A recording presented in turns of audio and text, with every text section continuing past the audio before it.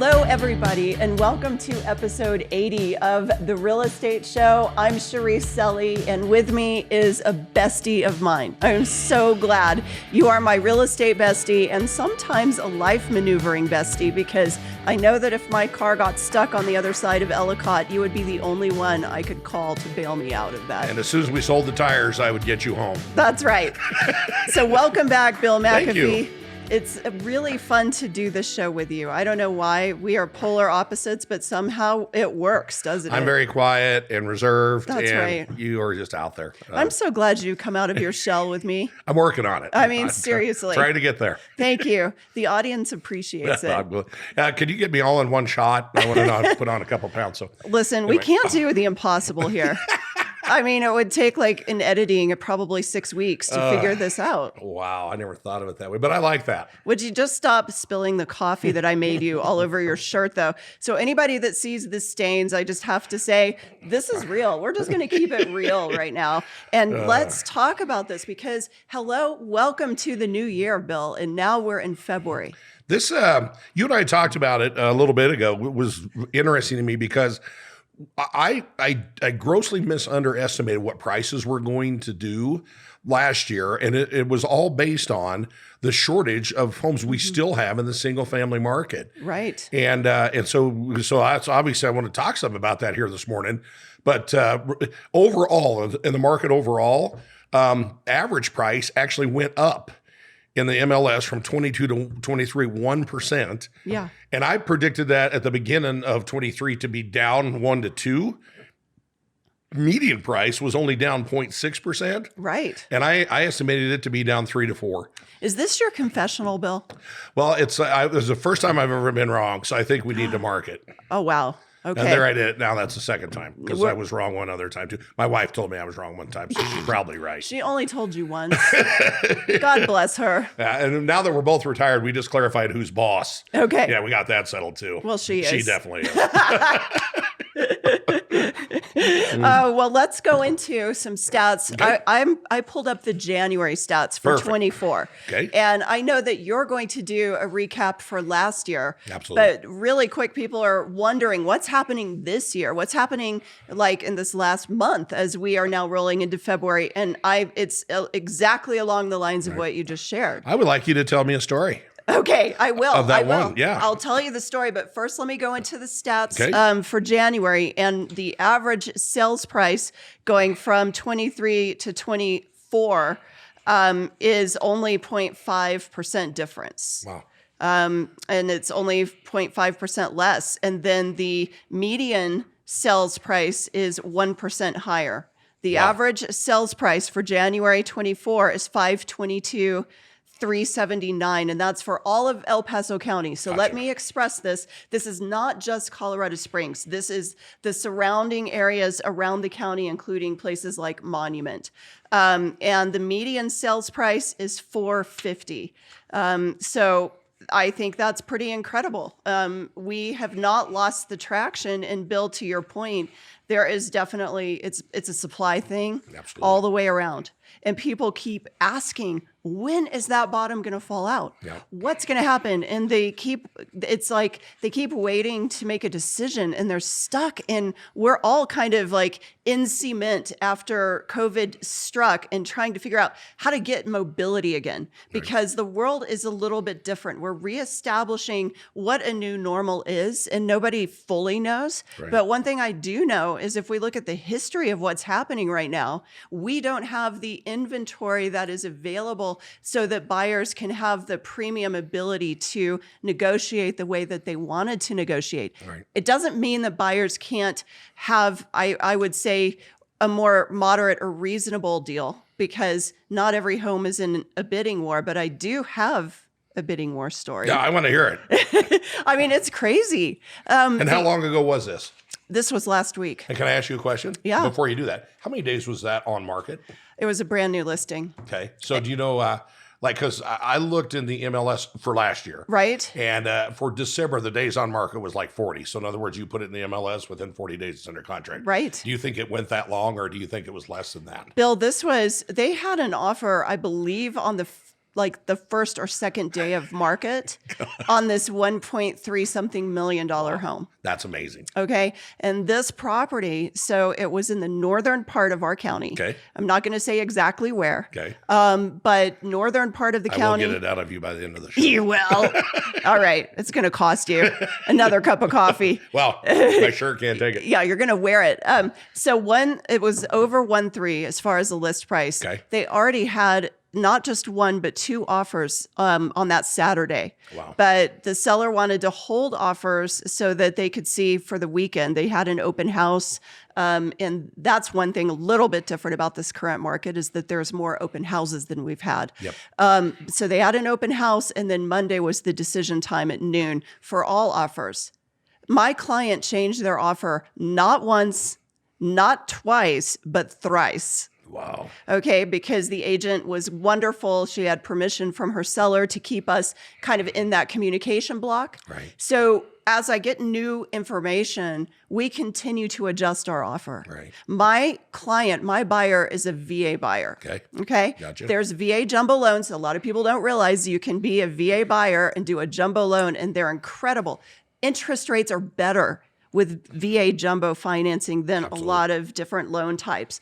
And that's a very attractive thing for a buyer. It doesn't mean they're cash poor by any means. Right. And so they made this VA jumbo offer, kept changing their terms. They took away like the appraisal gap, so meaning that they would bring any difference for appraisal, although we did not feel that it would be a problem, but they were willing to pay the difference if it was. Right. And we ended up raising our price, not again, more than once. Like, so by our third iteration of this offer, Bill, we thought we would have the winning one. Right. And then the rug got pulled out from under us. Those rug pullers. I mean, come on. Do I need to talk to someone? Or? I think, you've got connections. I think they come out east from. It's my new retirement program. There you go. So anyway, what happened about that was we lost to a cash offer. What was the cash offer? Did they ever tell you? We were a little bit higher than the cash offer. Okay. Wow. So maybe 30 to 40,000 Gotcha. up. I forgot the exact number, but the cash offer was lower. Our offer was higher. But for that seller, he didn't want to take the risk of a loan. And honestly, one thing I have to say, and I haven't researched this recently, but the last time I did, I heard that about 30% of cash offers can fall apart. Yeah, I would believe that. It's not a sure deal. No. And so a cash offer, yes, it's great. It avoids a few contingencies, but a buyer with the right lender, with the right loan that is shown to have cash available funds doesn't mean that that's a bad choice. Right. But that seller chose to leave whatever, maybe 40,000 on the table to take the cash offer. So we have gone on our merry way with my great buyer. I love them. They were my sellers before. And we ended up like reevaluating everything. Right. We didn't get this home. So what's your real dream? Right. You know, the good news about it is it gave us time to take a step back. We have a blank canvas and to say, what is this next thing? What is the significance of life, not for what it used to be, but for the season that you're going into? Cherise, what was the asking price on that property? On the one that you missed out on. Yeah, it was about 1,350. And then what did it end up going for? Over 1.4. Wow. Well, I don't know the final. That's okay. Final but sales you price. You were up there, and so we were up there in the high range. Gotcha. We were over 100. And it's still amazing to me because go back a year and a half, 2 years when those rates shot up and the brakes went on the market. Yeah. I really honestly thought that it would. I thought that we would stop seeing the bidding wars to the extent that we still are. In this case, how many offers did you say was on that? Total of 6. I mean, to me, and it went in the MLS when? It went in like Friday. Gotcha. They had 2 offers by Saturday, and by Monday, they decided on the offer. That's to me, again, last year when I was estimating where things were going to be, I underestimated that the shortage of homes. And it's insane because It is. I would have thought, and I really would, I thought average price was going to be down and median price comparing 22 to 23, and it wasn't. Average was up 1. And a lot of people think, well, is the high-end market toast because our home's not affordable? Or, you know what I'm finding? It's an entirely different demographic that's coming into the Springs, where to a lot of people around the country, this is still a reasonable price to buy a luxury home. Yep. And so, to your point, I bet you have stats on that. Well, you and I talked about this a little bit before. It's interesting because in our MLS right now, 12% of the homes are selling 750 and up. Come on. 12%. Okay. 9% are 300,000 and below. Wow. So I mean, it's just if you just went from say 300 and up, you're talking 91% of the sales are 300 and up. But that, to me, say 12%, is 700 up, 750 up. That goes to exactly what you just talked about. Is the demographics of people that are buying in that are still coming to Colorado Springs. They are. And The luxury market is here to stay. It is. I mean, I really think it is. And what about the very highest part of your graph? What is the well, ultra luxury, the million to 5? The price range is sold, and this was sold in the last 12 months. We had 596 sell in a million plus. Come on. And there was only 989, that's 750 up to a million. Yep.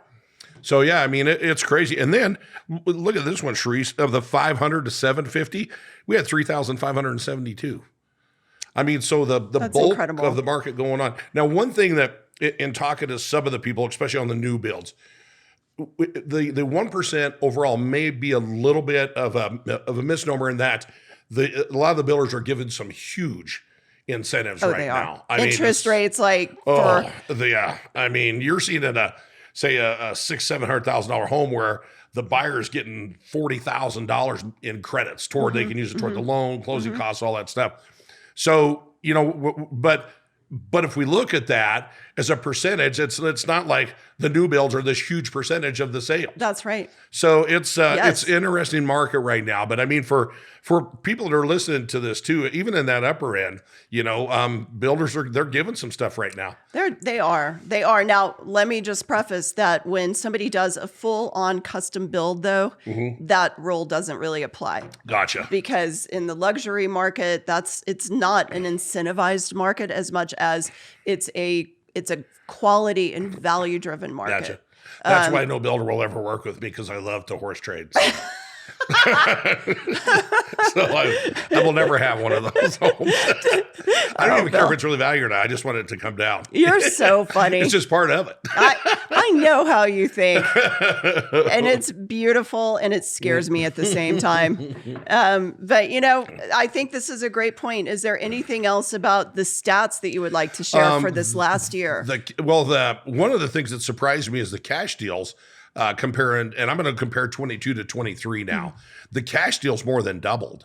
Yes. And I think what they didn't realize is during the phase where we were just exploding. I mean, I tease about this to everyone. We saw a time where the average days on market got down to 6. Okay, 6 days. That was the average. So you took all price range. That's crazy. It is crazy. We're at 40 right now. Yep. And in our market, 50 to 60 is normal. Right. So we're still not even back up to normal. So people, it's not a buyer's market. No, it's still a seller's market. I mean, that's the thing. I know.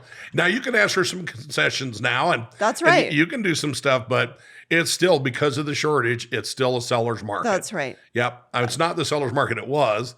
And in fact, on inventory levels, which for me, the inventory levels, like that's kind of I don't want to be blasphemous, but that's my Bible in the real estate industry. Oh, Bill. Okay. It's my way to go thing. Great. Now I've done it. You're in so much trouble. I'll pray for this. I'm going to talk to Ronnie as soon as this is over. So, but I mean, it's the one thing I look at in real estate to see where it's going. It's a leading indicator always.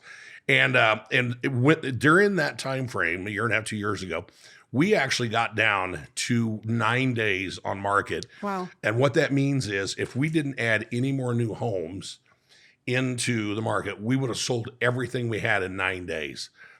What's normal in our market is 4.5 to 5.5 months. Right. Right. Okay. So even if you just take it 5 months, times 30 is 30. So there's, 150 days would be normal. And we got down to 9. We're not normal people. No, we're not. But I mean, it was just, I'm still shocked at that. And I'm still also, by the way those inventory levels are still reading, it's still going to be 24. We got some geopolitical stuff that's going to affect 24. You really can't control that. Right. But the fundamental shortage that we have is still going to push it toward a seller's market. And still, I think we're going to be flat to still increasing when we compare 24 back to 23. Totally agree. So it's I hope your predictions are right. well, I mean, unlike come on. last year. I know. Drink more of this bulletproof coffee. Now that you've started, man, I can't stop. I love I think it. I'm shaking a little bit. Okay, everybody, thank you for tuning in, and let us know what your questions are, because I genuinely care about the people that are listening. And every part of this market is affected right now by things that maybe are unexpected. Everybody is walking into what is not expected. People thought things would be completely going the opposite direction. Yep. And it's not. But I would say there is at least a way to get leverage and to walk through this market with a little bit more grace and dignity than we've had before, too. You know what, Cherise? Can I have time for one last thing? I don't know. Okay, let's see. I mean, what the it is. guys are going to pay me for extra editing, but go ahead. I mean, what you brought up the VA financing and the jumbos. Yeah. I have a company called Assumption Solutions, and you wouldn't believe how many $1 million properties that we're doing inside, because they're assuming loans. We had the two that got, and we got a big one going right now. It's almost, I think it's $1.8 or $2 million home. Cool.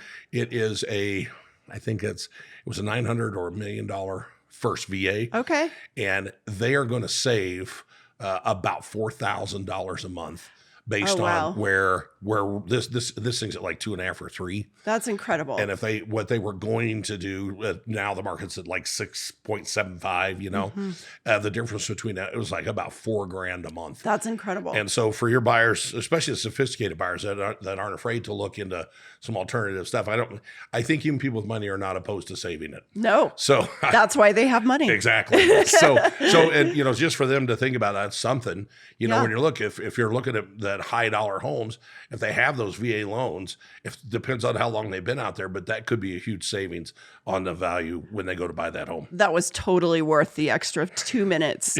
Thank you. Please don't hit her too hard for the edit, gentlemen. It's really good. Seriously, thank you. And I just love doing this show with you, Bill. And we are going to catch everybody next time. Sweet. A little bit more to talk about on the next episode, Sounds good. but it'll be coming to you in a few weeks after this one. So we'll see you soon. Deal. See ya. Thanks.